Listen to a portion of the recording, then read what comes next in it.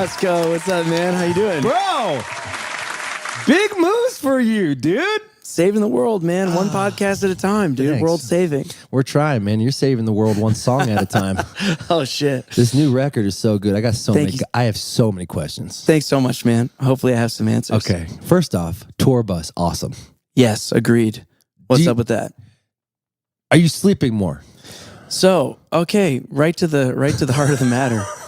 That's the one thing I haven't really dialed in yet. Yeah. Is it's a little hit or miss depending on. Right. I don't know what we're all trying to figure that out. Like what? You can't sleep when it's moving? It's sort of like you can either sleep when it's moving or you can sleep when it's stopped. But whenever those things change, whenever the state, if there's this change of state, like gas, like say the bus driver's got to get gas. Yeah, there's. It's basically like you just wake up a few times a night. But I've heard people say that they get used to it eventually. I'm sure I will. It's a game changer, man. Right. I know that you might be like, wait, if you're not sleeping as well, how is it a game changer? But it's allowed me to bring an amazing tech on the road, Mr. Cheeks. Yeah, shout out. Who I met working with Alan Stone. And Cheeks has been amazingly helpful because now we have somebody coordinating load in, load out, setting up the stage. Wow. We're able to deliver a much more dialed in show, you know? It's like everything's there. I also have a merch guy on the road now, so I'm actually doing merch effectively. Thanks to Ricky. Thank you, Ricky. Shout out to Ricky. And it is also nice because when you have hotels, you got to wake up at 7 a.m. to get to the next town. So you're going there at 1 a.m. and then waking up at 7, it feels like it's a waste of money. It's gnarly. That's also gnarly on sleep in its own way. Right. Like we used to just drive without having a reason. You know, we would be like, let's go to LA. And then, like, is that like your best friend? He's one of my best friends for sure. He's a brother. Yeah. What's his vibe? His vibe. He's amazing, man. Yeah. He's nobody really knows, right? People Yeah. like, what's his such vibe? a mystery. I think that's intentional. Good. You know, like he's international man of mystery, but one of the most warm, kind, highly intentional, impeccable with his word. Joe is like he's probably the least judgmental person I've ever met in my life. He throws no shade ever at anyone. I've never seen him throw an ounce of shade in private, even when trying to discern like, hey, is so-and-so like, is this legit? Or, you know, and he's like, well, man, you know, I mean, I can understand, you know, he's like he's seriously like, it's not a joke. He's like a very balanced, truly tapped in human. And I think that's part of his playing too, you know, like he's dart, man. What about you? Are you tapped in like that? I'm working on it. Yeah. Joe's an influence for sure. Fucking bad, dude. I think we're all kind of tapped into different things, you know. I don't, who knows if we'll ever know how much of this personality we shipped in with versus how much was influenced by our surroundings, you know, but I certainly have a unique, you know, personality, way things that occur to me. And that's one of the amazing things about being in community and what we really do out here as musicians is we get to be in community in these very deep ways. I mean, how many times have you had a door open to you because somebody's like, Andy, I love your music, man. Hey, come to the house. Or like, do you need dental work? Or, you know, it's like, what? You know, like amazing the way that music can touch people and the doors it can open just out of true, genuine connection. So you don't get that shit being an accountant. Probably not the same. Not the same. Yeah. Although we need you accountants. Thank you. Yeah, shout out to the accountants. We're good. We ain't dogging on the accountants. We got No, but like, you know, you brought up something that's pretty interesting to me, what I'm thinking too. Like, is our conscious downloaded or is it just because it's from our past lives? You know, man, that's one of the questions. What do you think? I think, I mean, I first of all, I have no idea. Yeah. Number one. Two, I kind of highly doubt anyone could ever know. Yeah. Three, now that we've established those things, it is not at all absurd to me to think that consciousness is just past life, you know, constantly retaking form. Right. And honestly, part of the reason that seems plausible is because we know that energy is not created or destroyed. It's just transferred. So it's like, why wouldn't consciousness be it seems like everything is just transferred, Right. you know, over and over again, like from the trees to, Right. you know, soil, mycelium, et cetera, et cetera. We see it in nature. So we tend to think of human beings as this like thing Higher that's not in yeah. nature, which is completely hilarious to me. Yeah, I don't get that either. Every single thing about us is nature. Right. So, you know what I mean? I totally agree. It's kind of funny. So I don't know. I don't know the answer to that. I certainly feel like some of my experiences in the kind of like spiritual practice realm have led me to believe that, or have experiences where I'm in touch with a past Right. trauma that I didn't even know was there, or Yeah. something where I'm like, whoa, this was really deep somewhere in my being, or like, you know, the Wim Hof Method, the breath work that we do. Yeah. I've had my own experience getting in touch with, you know, very deep past. Yeah. It's like, what is this from? And it's like, I don't know. Yeah. Because I remember when we talked it like 3 years ago. Jeez, 3 years ago. It was, bro. And you were in your apartment in LA. It was COVID. Yeah. And you're kind of having a hard time adjusting to that idea. So, You know, 2019 September, Vulfpeck played the Garden. yeah. And it was like biggest gig any of us had ever done, and Right. it was amazing. You know, and there's also like a lot of stress that goes into just holding the space in your being, that holding the space where you're like sitting under the weight of like, are we going to like completely go bankrupt and have to like Right. take out loans for the rest of our lives because we just tried to play a room that costs $1 million to turn the lights on, and we didn't, and we sold 25 tickets. You know, like people don't really understand that, and I'm sure you deal with this too. Yeah. Where people be like, "Oh, you're gonna do so great on tour," and you're like, "No, I know I'm gonna do great. Yeah, I believe in myself. Don't worry about that. It's not that. It's just whether or not like the free market of human attention is gonna shower me with the real Grammy, which is all the tickets sold." You know what I'm saying? Yeah, exactly. It's like that's the whole game, and we really, as artists, we need to like.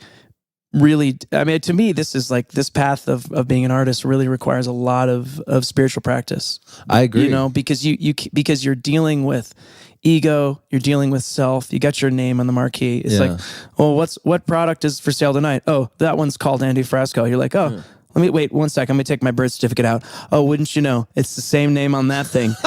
You know, it's like, bro. Shit. This is like. You're not selling like Nestle or like Norelco, or you're know, selling you. You're selling you, and so that comes with its own set of challenges. And I think at the end of 2019, with the amount of added kind of like human attention focused on Vulfpeck, and me, you know, wanting to find my way as a solo artist, Right. I was sort of like. And then I did the biggest tour of my life as a solo artist following that up. But I had a lot of insecurities about whether people were showing up because they wanted to hear Vulf tunes or if they actually knew my music. Right. Because I had been doing my thing for about a decade prior, but it was gradually building, and it was gradually building in a way that I was totally happy with. But once the Garden thing happened, it was like, or, you know, the lead up to the Garden and all the stuff that happened in Vulf, it was like all of a sudden now I'm not playing. I'm playing a venue 3 times as big as the last one I played in New York. You know what I mean? It's like, so it's like there was a certain amount of I just didn't trust yet from the feedback from the market, if you will, like that my thing was actually worth that many tickets. So here we are playing Brooklyn Steel, you know, which is Theo, your band played Brooklyn Steel? Yeah, I sold out Brooklyn Steel. Yeah. Let's fucking go! Our boy's moving! Yeah, baby. And we made a live record out of that show, actually. It's called Modern Johnny Sings Songs in the Age of Live. And fucking so brilliant, dude. Thank you. And it was at Brooklyn Steel. It was a great concert, and you know, people were singing along the whole show, and it was amazing. And I was totally thrilled with that. So there was nothing wrong with any of this. It was just the reason I kind of burnt out after that tour was over is I had been living under the stress of like feeling like this isn't going to work for so many months. Right. You know, when the tour is booked and you're going like, man, the last show we sold out Music Hall of Williamsburg. That's like what, $750. And that was tremendous for me. I grew up in New York, you know, tremendous achievement. And I'm like, okay, cool. Let's do it again. Or like, I don't know, let's do like 1,000 tickets. And then the agent's like, you're going to 1,800 tickets. And you're like, there's no way I can do that. You know what I mean? Yeah. And so just living under the weight of that pressure was I just noticed once that tour ended, and it ended abruptly because COVID just hit. Were you able to finish the tour? No, we lost the last 3 shows, which honestly I'm grateful that was only 3 because I have friends. I'm sure you do. I mean, maybe you were even about to go out for probably. I finished my tour a day before COVID. March 14th? March 13th was my last show. Was look at you. Wow, bro. So you and I were we're like the 2 acts that were out that early that year. And I was kind of going through the same thing where it was like my band was just starting to pop. Yeah. And then all of a sudden the world stopped. Yeah, so that was intense. You know, it was intense for everybody, but yeah, so that was why I think mainly I was having a hard time is I kind of had to make that adjustment in my mind that just trusting that people were actually coming to these shows to hear this music, you know? Were you afraid people were going to forget about you? You know, I wasn't with COVID. I mean, yeah, I was there. There was a fear there for sure. But as I've learned with most fears, it's like you got to run at the fear, man. You got to like sink into the fear and like really let it penetrate you, such that you don't worry about it anymore. Right. You know, you got to do it anyway. So for me, with the idea of like, are people going to forget about me? I was certainly, there was that fear, but then it's like, okay, so what are you going to do about it? And if you're in a mode in your life where you're like, right now, I'm kind of depressed and I know that I need to sort of like seek grounded calm. Yeah. And that's the next step for me, no matter what I do.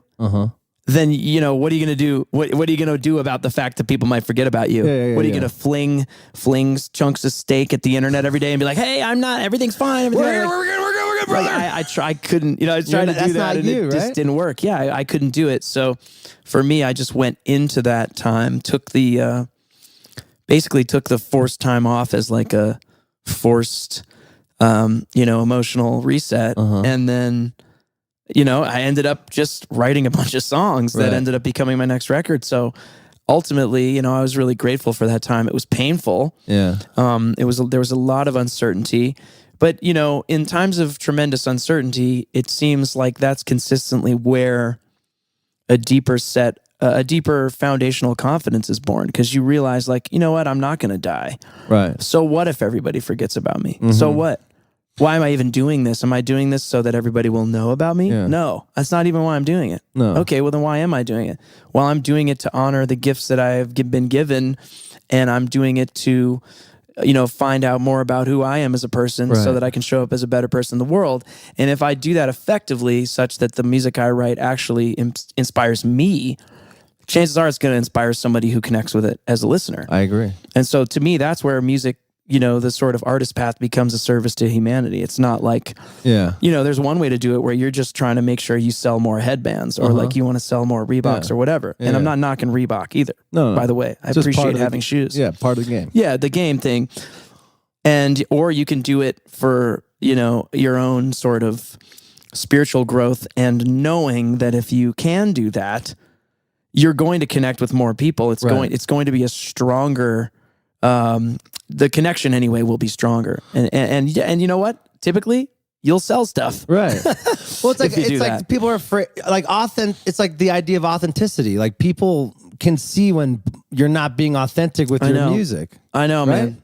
Totally. And it's something we all have to face as artists, probably in every endeavor in life. But and I don't know. Here's my little take on it. My take has always been like, if you can make more money more quickly doing someone else's thing or copying it or whatever, but there's a ceiling. Right. And it's not that big. Or you can try to go do your own thing, and it might take a lot longer, or you may never make any money. But the ceiling is the Beatles. Yeah, exactly. So it's like, that's pretty big. Is that how you felt about Vulfpeck? Sure. Yeah. I mean, Vulf is like, I think it's very easy for somebody to look at Vulf now. Anytime something is like, once it's communicating, it sort of is defined. Yeah. So people go like, oh yeah, it was the Vulf thing. Yeah. You know, it's kind of like, it's like, oh yeah, he was, exactly. But it's like, you know, Vulf was zero for, I don't know, 6 years. Right. It was just a once a year meetup with an aim of being as weird as we felt we were, and that was completely natural. And it was like, and it was not just once a year meetup. It's like a 10-year friendship, between us, and it's also Jack's brainchild. True. Well, it's yes, but also like Vulf is, in as much as it's music or it's a band, I hope people also are aware that it's also us all witnessing like the true brilliant, like 3-dimensional art, marketing, right, financial gimmick. Yeah. Like Jack is one of the brilliant artists of our time. And like to be aware of Vulfpeck is to like be witnessing, Jack's brain. Yeah, like a serious. I think of him as like he's Steve Jobs, man. Yeah. He's Steve Jobs, but he's as funky as Purdy. It's like if Steve Jobs was, were funky, like. I mean, okay, we all Purdy's the king, so but you know what I mean? Like it's to me that's a huge part of the beauty of Vulf, and I don't know if people realize that, but it's like that's so sometimes people are like, why doesn't Vulf do this or that? And I'm like, they don't know that ultimately the way that project works, and this is by design, is like whatever is exciting, thrilling, edgy, risky for Jack is like, that's what Vulf will be. Yeah. It's like that klezmer record he put out and stuff. Yeah, and like Jack is no joke, man. He's funny, but he ain't a joke. Oh, he's serious. Jack's like, I mean, and he's one of my best friends, and I'm just it's been a total honor and a thrill to have a front row seat in his process and to be a part of his process. I mean, a lot of it's collaborative, but it's like he's the final say. Yeah, yes, and it was always that. It was not like there's no rub at all there, Yeah, but like with that being said, do you like being your own boss?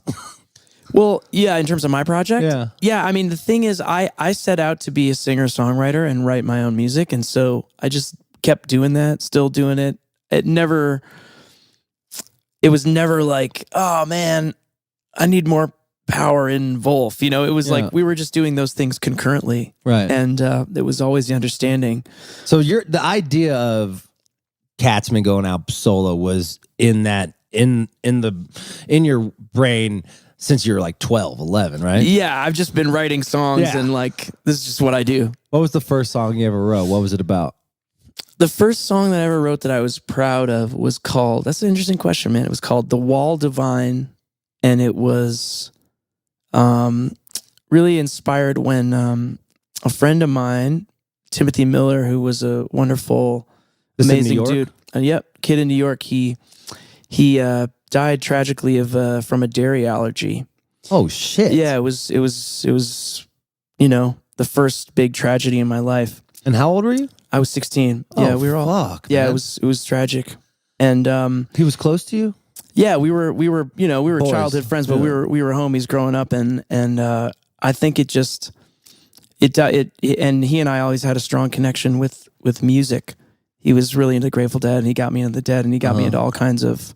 He was a kid who like knew records and listened to stuff, and I was playing musical instruments, but I was always like also an athlete, and like I was just kind of running with the pack. Yeah. In high school, whatever, playing sports. Were you competitive? I was. I don't think I realized how competitive I was until I got to college, and I wasn't the best kid in the music program anymore. I hear you.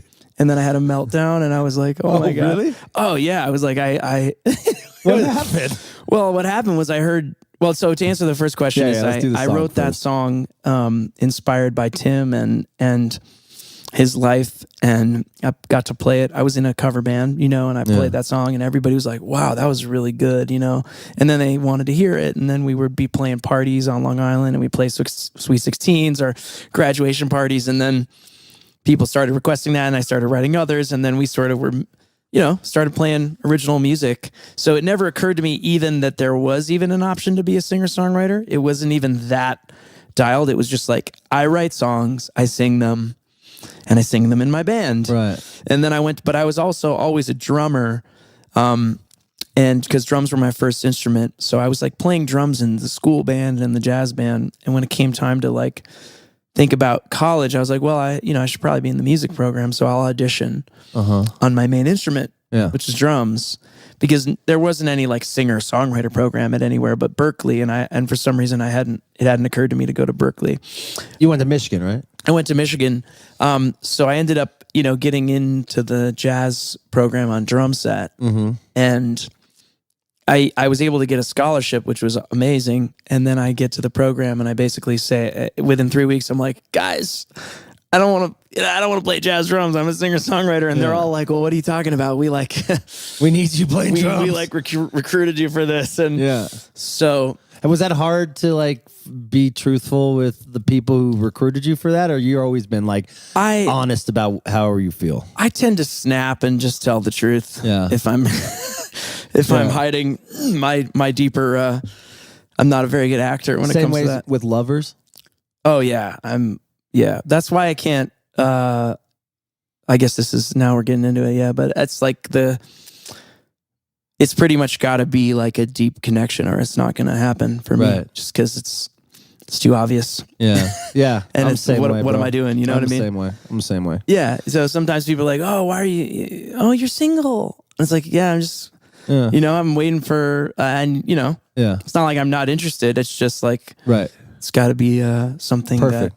Well, I mean, I know that it won't be perfect, but like I think, I'm just interested in I'm interested in depth. So that's a little more rare. Yeah. Right. Right. I mean, we normally go do things because either we're lonely or we're just like want to pick something fast. Right. Yeah.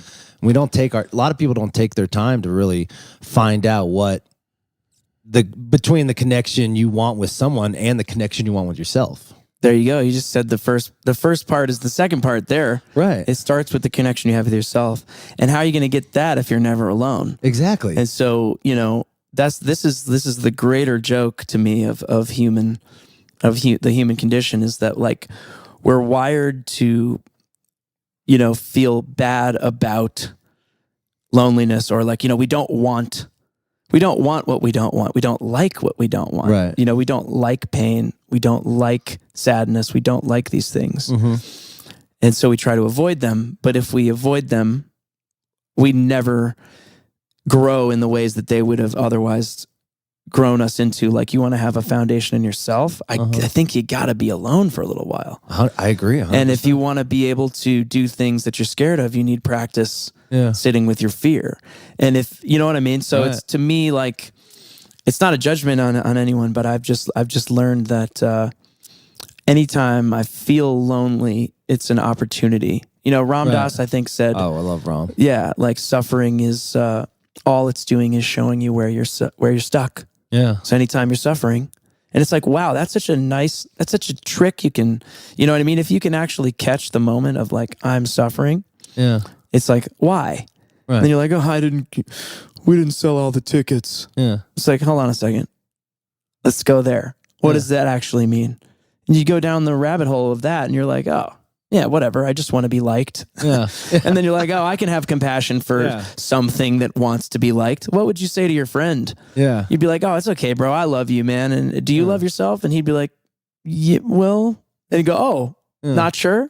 Well, that's where you got to do the work then. Yeah. Why are we so afraid to or give ourselves advice versus giving everyone else advice?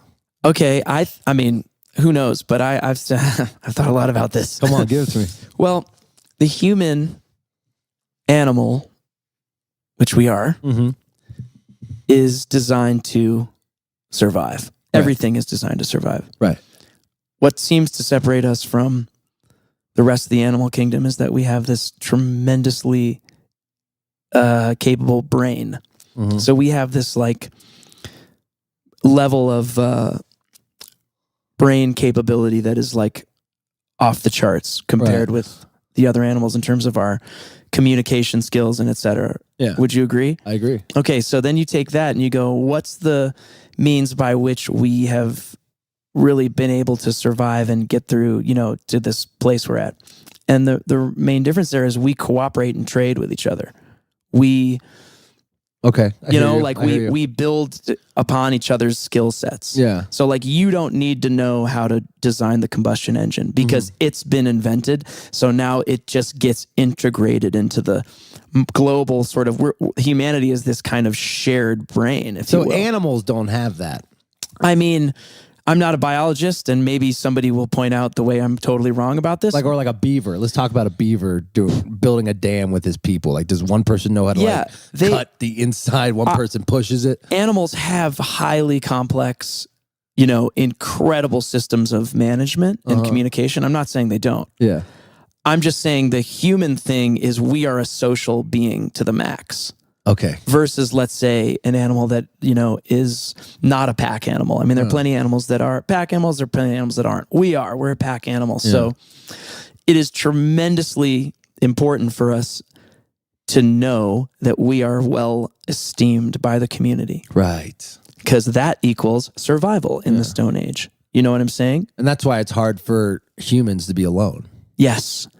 And it's also why we are so socially freaked out if, oh my God, is my red shirt too red? Right. What are they going to think of me? And you go, why do you care what they're going to think of me? And the reason that what are they going to think of you is important is because in the Stone Age, if they didn't think that well of you, you would be like left behind, which means you'd be like dead. Yeah. You see? True. Yeah. So it's not as simple as saying, hey, don't care what other people think. It's like, well, I have to. I'm wired to care. Yeah. I have what you might call like a highly tuned sociometer. So does everyone. Mm-hmm. And maybe people with different kind of personality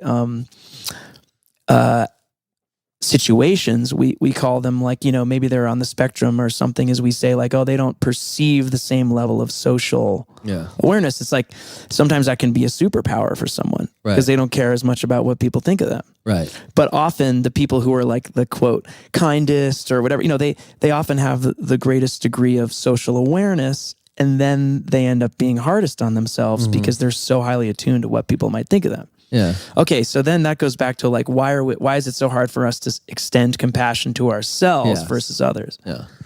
And that's the reason, is because your brain needs to make sure that whatever it needs to tell Andy Frasco to keep Andy Frasco alive and in line socially, it's going to tell him. Exactly. You know what I'm saying? That totally makes sense. And so it's like, Theo, you didn't play funky enough. You didn't get the thing right enough. The song's not good enough. A major, you've already done one in that key. It's like, it's an endless insanity if you let the mind run the show. So what do you do to not let the mind run the show? Yeah, well, this is where I think, the ancient spiritual practices of like meditation, cold water immersion. You do breath that? work. Yeah. I've gotten really into the Wim Hof Method. Yeah. Like ice baths? Yes, sir. Shut the Theo. Yeah, baby, let's do it. No, that's my favorite. I'm getting to the point of people being like, all right, enough about the ice bath. I don't want to hear it anymore. Oh, really? Yeah, I've done 2 retreats with Wim Hof in Europe, and what? Yeah. I'm really into it. Like, what were you going through to make you feel like you needed to like kind of cleanse yourself through an ice bath? Well, I was just, I had gone on a road trip. I got a van in California. I fell in love with a van. When during this COVID? Was during COVID, and I guess I was one of the early. What kind of van? I love vans. Chevy G20, Let's baby. Go. I love it. Yeah. You just lived in it? 94.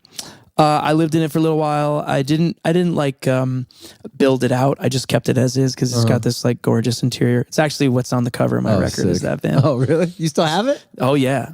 You still rock it? Hell yeah. Oh, fuck yeah. It's my car, dude.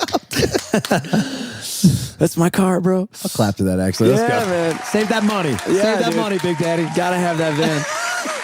So I got the van. I drove to Michigan, and I was on a sort of a soul-searching trip, and just trying to sink into the alone time, and really like, it didn't seem like music was going to come back at a certain point. Right. Maybe that sounds crazy to say. No, I thought that way too. It just felt like everything was dying, and I just like, I rolled with it, I was like, all right, it's all over. Okay, now what? Yeah. And it was painful, and I had to really like, I thought even if it isn't over, I'm going to just like go with this because it's going to teach me something. And yeah, a friend of mine invited me to jump into a frozen lake one day, like and I for 2 seconds, and I was like, wow, I did it, and it was great. And then I felt really warm afterwards, and I felt like super invigorated, and I was like, man, that's amazing. I said, they don't tell you about the warmth that comes afterwards. Like, they don't tell you about that. And he's like, yeah, man, you know about Wim Hof? And I said, no. And then he started telling me about Wim Hof, and then I looked up a documentary on Wim. And which one should I watch? I watched the one, Vice did a little mini doc on him. At this point, there's a lot of, it's kind of all the rage, ice bathing. But Wim is a really inspiring guy with an amazing story, and just started to occur to me that like this ice bathing thing was really it was a way that people were like really tapping into their inner power and finding access to like their sort of self-love.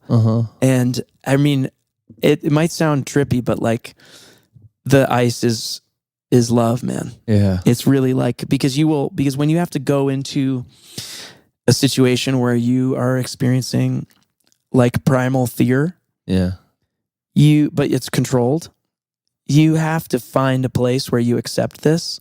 And the place that accepts this in you is the place that's much deeper than your mind. And it's like, Andy, you're going to be okay. Yeah.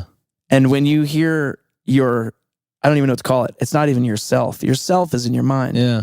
The ego's in the mind. This is like the you. That's the universal awareness you. Yeah. That What do you just think goes that like, is? Andy, you're going to be okay. And then you come out of the ice bath and like, all right, what the fuck we got to do today? What do we got to do? We got to write a song. Right. Okay. I mean, it's hard. That's actually harder in a lot of ways, but at least, hey, you write it. You go, what are you going to do? Be afraid of what someone's going to think of it? He's like, well, I just survived the edge of death. Yeah. So like, whatever, you know? So to me, the ice bath is like a way to bring intimacy with fear, intimacy with death into your life.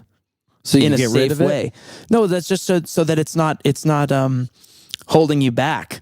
If you think about this initial question, like, why are we so hard on ourselves? And we say, well, it's because it's a survival mechanism from the Stone Age. And then you go like, well, how is it serving me now? And you go like, well, it's no longer keeping me from getting cast out of the village, because there's not really the same kind of village where it's like, if somebody doesn't like my song, I'm not going to get left behind to die. Right. So, but you used to think like that. You have that in your brain, that's the foundational mechanism. Right. You know what I'm saying? Right. It's like, and these tools we use, social media, it hijacks that mechanism and sells our insecurity back to us. And that's why it's addictive. Yeah. It's not kind of addictive. It's completely addictive. Yeah. Like Instagram is addictive. I've said this before on a podcast. I'm not even pointing fingers here, because we all use this technology, but like it is my understanding that the people who founded Instagram were in Stanford's first addictive design course.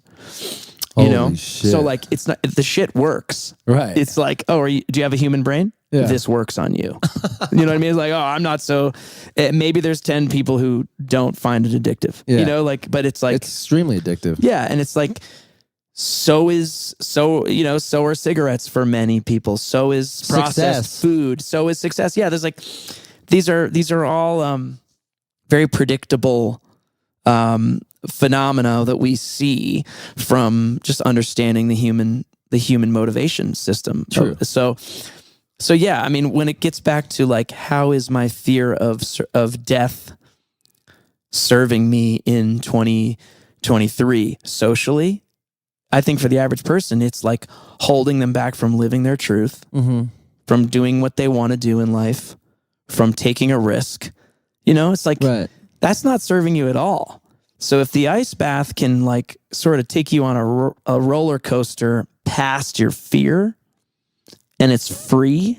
Yeah. Fucking do it. Fucking A, dude. I'm going to scream about it from the hilltops. It's the most tremendous thing I've ever discovered. Yeah. I don't know if I could be full of shit right now, but I remember you like, it was like the idea of like, you want like be on a big label, be a big thing for your thing. And now like looking back now, you have your own label. You started your own label. Yeah. You're doing your own thing. You're not you're not relying on other people to, the idea of what is success, Yeah, man. Like the idea of getting a label, getting a bus, you're putting success in your own terms, or Yeah, man. I think we have to, you know. I mean, you can. I mean, because you go out, you try your best to do the thing you set out to do, but a lot of times you don't really know what that is until you've done some stuff, right? Yeah. So it's like you and I both had a dream as kids to be musicians, to play our songs in front of the world. What does that mean? You know, well, at a certain point, you know, if somebody were to be like, "Hey, Andy, my name's so-and-so attorney. You press a button and I can put you in front of the world stage."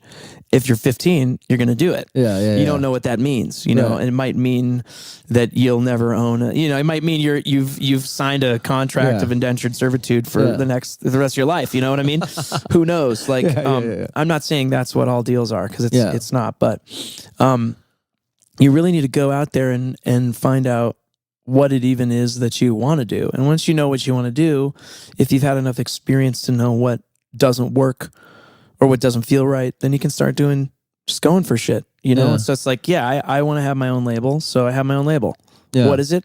It's a label. Well, what's a label? It's a sticker. It's a label. You know what I'm saying? It's a little label. It's a little label you put on a guitar case. You know what I mean? It's a brand. It's a sticker. It's like, is it going to grow into something? I think so, because it's a set of values, of musical values, of artistic values. It's a principle thing. It's a network. It's me and my my virtues that I care about in music making, that I want to, you know, create a place on the internet in the world to understand, like, the stuff that I work on.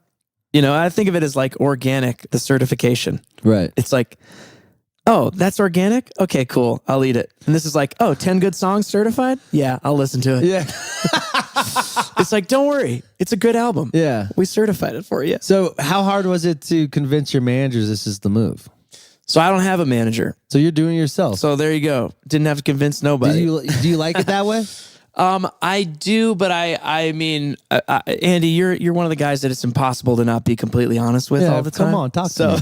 You know, buddy, I got you. So, I've had, you know, I've gotten to work with some really good people in that realm before, and I felt like mainly I didn't really know what I wanted yet, and now I have a much better vision, and I have much more experience in the business, so I'm now kind of open to management. Yeah. Really, I feel like for the first time, really in a real way. So, I'm having some conversations and kind of just like feeling stuff out. Yeah, because I'm not against it. It's more just like I needed to understand what I actually wanted to do so that I could give some direction to say, like, hey, you know, this, and this. Not only am I not interested, but it's gonna like hurt my ability to make my best work. So like, you know what I mean? Yeah. I need to be able to clearly articulate that to somebody if they're gonna try to go get opportunities for me. You know what I mean? I didn't know what those things were until the last couple of years. So now I feel like I'm actually ready for it. And if in the future it means that there's a label that I partner with, I'm not opposed to that either. Yeah.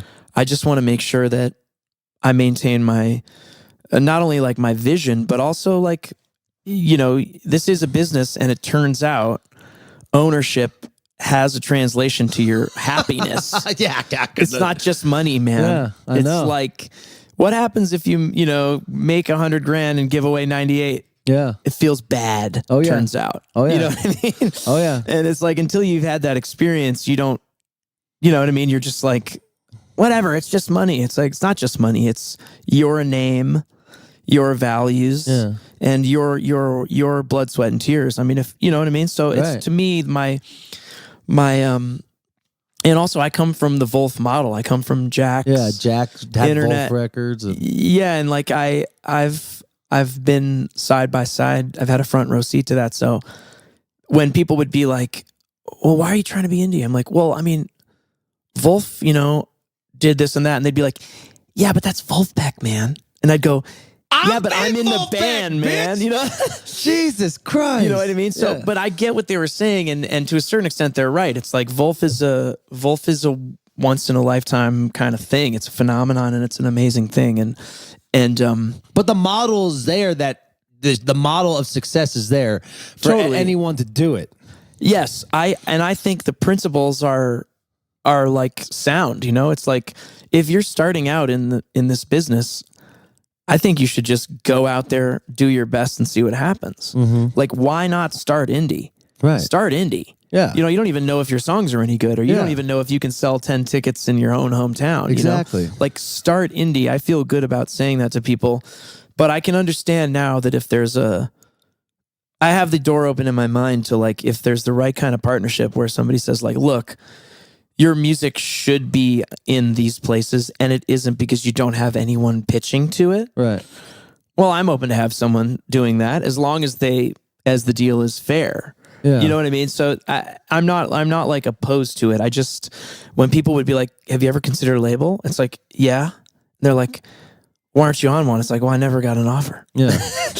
You know what I mean? Like, Yeah. it was kind of like, it wasn't that I was against it. It was just like nothing. It's not there yet. Those rooms are big and people are singing every word to every song. And I don't have a manager and I don't have a label. So I wanted to get to this place for first, yourself. For myself, yeah. To know that you could do it without anyone. Yeah, man. And I know I've been very lucky because I also have my other band, Vulfpeck, and that's that has shown a tremendous Are you guys light. still doing stuff too, right? Oh yeah. It's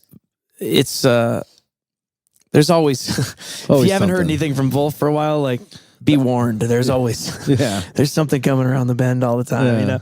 But yeah, so did you have to tell Jack to, like, I need, for my own personal mental being, like, I need to have enough time for I could do my thing too? Or has that always been given? It's always been given, and I've reiterated it a few times, not because anybody else was confused about it, because I was confused about it. Yeah. Isn't it crazy? Like, you feel like you're, like, indebted to having to do all this time without splitting it? Well, it's like, I think it goes back to that thing we've been talking about. The theme of this episode is like our psychology and how that works, you know? And that's why the most important thing for me is to have communication with the people I love and work with. It's like, if we're understood there, then, like, you know, we can hold each other throughout the stresses and the meltdowns and the joys of this. Because there are many. I mean, you know that. It's like, it's not easy to, like, it's thrilling to, like, tour and, you know, do all these things, but it's not only is it hard work, but it's, like, bizarrely triggering psychological work. Oh yeah. You know, like the stuff we're talking about with the ego trap, or feeling like, you know, oh, by the way, another thing about that is that what happens if your esteem rises too high without your self-esteem rising? So the self-esteem is a result of your internal audience observing you doing the work. You know, that's why, like, when people... Hold on, say that again. Yeah. Explain that to me again. So esteem versus self-esteem. Okay. Here's esteem. Esteem is Andy being like, hey, bro, I love your songs. Yeah. Oh, wow. If I get a song on the radio and everybody loves it, and I get 1,000 Facebook messages, I go, we love your song. That's esteem, right? Okay. But if I didn't really write it, if I just sort of, like, sang it into my phone once and didn't really try, and I might have a very big difference between the amount of esteem I'm getting and the amount of self-esteem I have over whether or not I'm a songwriter. You see? Got you. This is why the one-hit wonder is a phenomenon. Yeah. Because if somebody gets a band when they're 19, they write one song, it becomes a global smash, and it was the first song they ever wrote. Let's say that happened. Right. There's no way in hell your nervous system will feel that you are a songwriter. Right. That's like taking one shot at the basket one day and winning the NBA championship. Right. It's like, what? Right. I can't play basketball. Yeah. I got lucky. Yeah. You know what I mean? It's like the same analogy you said about the hunter. Exactly. So what happens when the esteem is too high is that you can only either meet expectations of others or fail. Yeah. See, there's no exceeding it. Yeah. If you're Michael Jordan and you've won 3 championships in a row, everybody just expects you to win. Yeah. It's boring if you win. Yeah. Or you can do what they don't expect, which is fail, right? Yeah. There's no room for you to burst through people's expectations, exceed them. That's why I went to baseball. There we go, baby. Yeah. You said it, not me, but it's part of it, sense. you know, and I'm not going to tell him I don't know what Michael Jordan's going on in his brain, but that's a part of the thing. He goes to baseball. Everybody thinks he's a has-been. He comes back. They're like, whatever, MJ doesn't have it anymore. And he's like, watch this. Yeah. And then he's motivated again. Yeah. And you could look at that and say, oh, too bad he's motivated by what other people think of him. It's like, well, that's what human brains are motivated by. Yeah. Now, the trick is to learn that that's what's happening and then try to do your best to make a decision to not let that run your life. Do you know what I'm saying? Right. But it does help to understand this motivation mechanism. And people are completely lost as to this. And I feel grateful that I've learned that this feels to me very accurate as far as how human motivation works. Well, and it kind of like brings I'm sorry comparing your career with Vulfpeck's career, No, it's okay. but like, the idea of, you guys blowing up with Vulfpeck when it was kind of like Jack's baby versus is that the idea of self-esteem and esteem? Like you didn't feel like you had as much with that? Yeah. I mean, I hope this is coming off as like, there's nothing but love and respect in this. This is like 100%. And I know that I've been I can be more honest with you than the average person here. So, but, and luckily we're broadcasting it to the world. Yeah. But it's not even about like, fuck that. It's more of like how your ego reacts to success. Exactly. So I know that I wrote, I wrote Back Pocket with my friend Christine Huckle, and that's our biggest song. Yeah. So it's like, I know what I've contributed. I know what I've sung on. I know Christmas in LA. I've done there's things I've contributed to, and I understand that I'm a big part of the show and the whole thing. Yeah. But my nervous system in those years of calculating that success wasn't it. I wasn't spending those 8 hours a day on that. Jack was. Right. Those were his 8 hours. Do you know what I'm saying? Right. And it's like I was spending 8 hours on writing my songs. Right. So to speak. Right. That so for me it was just a confusing. That was just part of the. There was confusion there for a little while. Totally. Where I was like, man, yeah, it was just that was a challenge. It also was amazing and beautiful, and I'm grateful for it. And it was tremendous. And I met all these so many doors opened that ended up being like, yo, we love you, Theo. Like, what do you want to do? Oh, and then oh wow, we love your new record, like your solo record. It's been nothing but the most positive thing possible. But I had to realize that like, when there was a lot of opportunity coming at Vulf, it was sort of like we were drinking from a fire hose. It was like a lot of, as a band blows up, that's what happens. Yeah. And so I had to kind of drop everything and tend to that. And that was just like scary for a little while because it was like, well, what if I lose myself? Did you ever become an asshole? I've been an asshole to myself. I don't think I've been an asshole to others generally. Yeah. I guess you'd have to ask other people. What would you consider being an asshole to yourself? Just being too hard on myself. Yeah. Yeah. And if we're lucky, I think we all kind of burn out on that. Yeah. Like the sort of toughness can be fuel, but in my life, it only goes so far. Like I've maxed out on the like, fuck you, Theo, you can do better. Yeah. It's like I can't really yell at myself in that way. I have to just be like, hey man, would you like to do better? Yeah. And it's like, yeah, okay. Well then wake up early, be sober, go in there, do your best. Yeah. You know what I mean? And really having the courage to sit down at the piano and perhaps come away with nothing. Yeah. Is important. That's an important part of songwriting. It's an important part of any craft process. Was that the approach you took for this new record? It's just sitting down and waiting. Not like, or just like, oh yeah, you got to do better. But no, I didn't. I let go. Yeah, you let go of that. I let go of it, man. And you could fucking hear it in the tracks. I'm so glad to hear that because I felt like this is my best album. Yes, and it's not that the others aren't very good. I think they are actually great, and the songwriting is like impressive and whatever in some cases. But I this one is the one that's the most loving because I was in the most loving place towards myself, and I think it kicks even more ass as a result. So the idea that you need to beat yourself up in order to be like, it's not really overproduced bullshit. either. Glad to hear that. Yeah, I don't feel it is either at all. It's very honest. Everything was done live, no headphones, one full take with no edits at all. What? Every single thing. No overdubs, nothing? No overdubs, yes, minimal overdubs, but no edits. So in other words, full band performance from drums, lead vocal, whatever instrument I'm playing, and all keys and bass. Everything you hear is one complete take. It might have been take 9. Jordan, Dart. Yep. So what? Hold on. So what? Where's that? You're putting out all those videos from that kind of like studio thing. Was that where you recorded it? Yes. What you're seeing in the video is the filmed full take of that exact audio that is on the album. Shut the up. Thank you, sir. Yeah, that was Theo. Thanks, man. Are you for real? I'm dead serious, bro. Yeah, and it's all on tape. Was that like the idea in the beginning? Yes, that was the concept. Okay, what made you think about this concept? Okay, so glad you asked. So, are we? You got time? Oh yeah, man, okay. I love it. The concept there was that over the years, I started noticing like I really tap into a different level of commitment when I'm live. Yeah. Like shows, like people will leave the shows and be like, wow, man, and I love the studio as well. And I love recording. Nothing against the studio, but I noticed that I seem to be more potent live. Yeah. So on my last record, Modern Johnny Sings Songs in the Age of Vibe, I fucking awesome. Thank you.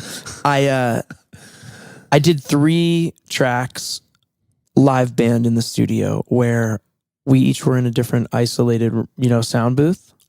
But we cut it live.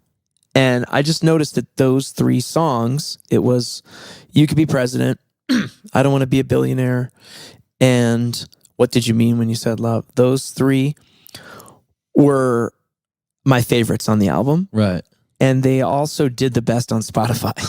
Isn't that crazy? And so I was like, shit, maybe there's something here. Did you feel like that old record was a little overproduced, the first one? Heartbreak Hits? Mm-hmm. I don't feel like it's overproduced, but I feel like it's a little chained in because I did that record to click playing the drums to everything first. So the first thing I did when making Heartbreak Hits is find a tempo and play a drum track with nothing else in my ears. Like I recorded the drums for the whole album first and then made the rest of it. So point is, and I love that album. I think the songs are great. And great songs. And I think the production is appropriate for it. And my friend Tyler Duncan, who produced it, is a genius. And like, I think he completely smashed it on that album out of the park. It's more that, I did it via overdub. Yeah. Which is nothing against it. Yeah, it's I just a different felt way to do it. For me, I was like, wait a minute. I really want to try going all the way with this live and studio thing. And then I found an engineer, Phil Weinrobe, out of New York, who was just really into that process. And he's like, "This is my favorite way to work." And we talked a lot about it. And a producer friend of mine, James Henry Jr., who he was on board for that too. And then it was like, once I was focused in on that as a goal, I then, because effectively, man, that's actually what Vulf has done, okay? Yeah. Vulf has done that, but Vulf has done the live in the room thing with everything isolated because Jack does a lot of stuff direct. So he'll record bass direct into the board, right? Guitar direct into the board. Drums, 1 or 2 mics on the drums, kick, snare, super close mic. So there's no bleed. Yeah. And then you got Antoine on like a 58, which is also like basically no bleed. Yeah. Super directional mic. Yeah. So the Vulf thing is live in a room, but the tones are highly, and the tones are able to be manipulated in the mix from Jack's end. Yeah. And that's why it kicks ass. It's like this combination of like both live and studio. So I wanted to do the same thing, but because I had gotten good at that process via doing it with Vulf. So I thought I want to do that, but I want to do it like hyper intimate room picture and see what happens. So it's, in that case, like everyone is listening. There's no headphones. So it's all Omni mics and shit or what? It depends. Yeah. But we are fully embracing bleed. So like the bleed is a character in the record where it's like those old Sinatra records. Yes. It's also like Let It Be. Yeah. The Beatles album. You know what I'm saying? It's also Yeah. like those old Beatles records. Like, Yeah. like it's not just like, oh, this is some like sort of like, Yeah. yeah, it's not so old school that it's like, I don't know. It's not just a jazz thing or a, What did it teach you? well, it taught me like, first of all, you know, you have to listen on a way deeper level because you have to just like be listening to what's happening in the room. You also have to be utterly, you have to commit. It's full commitment. Right. And you realize that like, if Jordan hits the snare too hard and it's going to blow out my vocal mic. Right. You know what I mean? And if that's So the you vocal could take, hear everybody. yeah. This is awesome. Yeah, it's really cool, man. I highly recommend people record it this way. I mean, in some ways, it's like, you know, more expensive on the front end because you have to get everybody in a room together. Yeah. But what you get is you end up getting this like very tangible, undeniable vibe in the room where you're like, you're taking a picture, if you will, of the feeling. That's what like a microphone does, is it takes a picture of a feeling that was played through an instrument or a voice, right? You can't play really heavier stuff, right? Well, you'd have to have Louder a little more stuff. isolation if you wanted drums, if you wanted things to be very loud. But you know, you can do things creatively with baffling, like putting a baffle in front of the drums. So I've only scratched the surface of this process. I'd like to push it to its limit. See if we could do a Foo Fighters record in the house, you know, like that kind of thing, dude. But those guys, I'm pretty sure they record that way too. Yeah. There's nothing against having isolation. What is important to me, what I learned to answer your question is, for me, if I'm going to capture the most potent Theo Katzman, then I got to be doing it live. Right. It doesn't matter if I'm in a booth live and there's ISO or whatever. Right. That's fine. But capturing a performance is sort of the secret to me into uniqueness. Right. Like, in other words, man, if I take the mic out every day, right, and I put it up on the drums and I re-mic the drums, I'm gonna get a new drum sound. I'm gonna get I'm gonna be using my ears. I'm gonna be dialing in, how do I feel today? Right. What's actually appropriate for this sound? I think I actually want it to be trashier because actually it's kind of a trashy sounding song. You know, like, those are things that you end up being able to kind of like improvise with as you feel when you start to record, as opposed to if you just sampled everything and you cut and paste it. So I'm not knocking that I'm not saying you can't make great art that way. Just for you to make the best art, you're talking about how to make the best art you can possibly make and you feel comfortable with. Yeah. That's how you think you emulate the best of your abilities, right? Yes, exactly. And I felt like we got something timeless because you put the lens on capturing a performance. It's sort of how, like, have you ever listened to old jazz records like Oscar Peterson or stuff like, or Coltrane? Like, it sounds completely contemporary. Have you noticed this? Totally. It's like the high fidelity jazz was like 20 years ahead of rock and roll in terms of its actual crystal, tonality, beautiful, high fidelity recording. Yeah. To where like you can't really date it. Yeah. It's like, is this from today? What is this? Yeah. It's just like a great recording. Right. And so that was my goal, is to do that. And I feel we accomplished that mission, you know? Yeah. And the songwriting, just like you keep getting step up, step up, step up. Like, Thanks, man. Bo knows this. I've listened to your song, I Want to Be for Some. Yeah.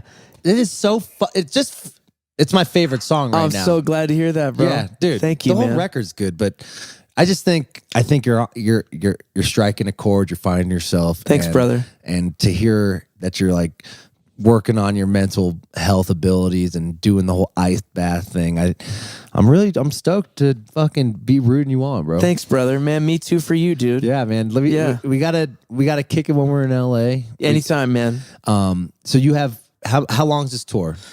The tour is 6 weeks, I think, total. So we'll go till about mid-May. Cool. And we end in Madison, Wisconsin. But yeah, for anybody listening, you know, it's the band on the record. Me, Joe Dart, Jordan Rose on drums. Yeah. Joe's on bass, obviously. Yeah. Dave McKay, who played keys on the record. Yeah. Phenomenal keys player. And then Packy Lundholm, who's a guitarist from Chicago, who's Sick. tremendous guitar player. Yeah. And You know, Joe and Packy are singing BGVs, kicking ass. Oh yeah. It's really awesome. I'm just completely stoked. Man, Dart's working hard. We just played with him at Jam Cruise with Fearless Flyers. Yeah. Just wild. He's just I'm so thankful you have a dude like him to Me too, man. Be your backbone, He's because the like best. you know, he takes the ego out of it. He's there for you as a friend and 100%. as a musician, and I'm ready to fucking see you take off, bro. Thanks, bro. I already see it happening, so it's gonna be amazing. So one last thing I want to ask you before you fly to Dallas. I see, even with a bus, you keep flying. Take a day off. I didn't sleep well the last couple days, and I was like, if I is your could get world. we got 3 shows in a row, and I had the Southwest points, so I was like, all right, I'm just gonna Chill. I'm gonna do this one, Decompress is a long road. Kick it with Frasco in the I love house. it. When I got the email saying you want to come over to the house, I'm like, let's fucking go. Yeah, I love dude. it. They built this house for Frasco. Built this city. They built this city for ketamine. No, just kidding. All right. Goals. Everything's in plan of how you want to see life. What do you want to be remembered by, Theo Katzman? Oh man, wow. All the way to the deathbed, eh? I mean, we've been talking about presents. Totally. Now we got to talk about the end. Yeah. It is the end of the show. Well, I guess I would like to inspire people to really do the work they most feel called to do, and really sit with their pain in that realm and be able to face the real shit for them. So like, if my music can inspire people to do that, or my life, I mean, I'm interested in the Wim Hof Method. I'm interested in other things that are not specifically music that I feel are healing. I'm really interested in like healing. Yeah. So I know that's a buzzword right now, but it's a buzzword for a reason. Yeah. We all need a lot of healing out here. I agree, especially after like 3 years of sitting in your couch and overthinking. Yeah, man. What's been going on? We've been suppressing for overworking and totally living life. Yeah. Yeah, we were not built for that. We were built to be in community with one another, and that's our design. Right. You know, that's our divine design, if you will. Yeah. And so, as far as being remembered as somebody who lived a life that was oriented in that way, that works for me. I got, to see my father passed away in 2013, and he, when he was sick and at the hospital, they gave him this thing to fill out, which was like totally sort of funny on a level. It was like anything you want to be remembered by. It was like a pamphlet. I mean, really? Yeah, it was out. Because my dad, we had our own like personal, like just the family conversations. Yeah, we had many, and it was like that was profound and deep and life affirming, and I'll never forget those conversations. But so it was kind of funny to see him like write some shit down, because he was like sort of like, what the hell's this? Yeah. You know what I mean? He was already aware told of the my joke. Yeah, exactly. Like I've already told my family what I have to tell. Yeah. What I have to tell a hospital. But they said like, any of the words here, what did you like to be remembered as? And he wrote, swell guy. I love it. Like, which swell is such an old school word. Like, he was a swell guy. You think your dad be proud of you right now? I do, yeah. He was very proud of me. And I mean, he, my mom's been to some of these concerts, which is great. And I said, I think. Did they go to the Garden? Your mom go to the Garden? She did, yeah. Sick.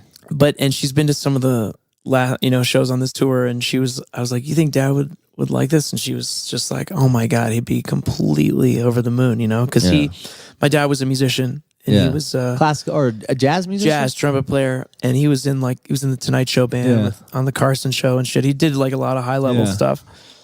But he was, he was a player. He was like a studio cat. He was not as much of a artist in the sense of like putting his own work out there. He did make some of his own music for sure, but he didn't like spend a career going for that. And so I know he was so like just blown away by me doing that, So I feel him with me. I got him on my arm here. I love it. Back of his bald head. I love it. Yeah. Always thinking of him.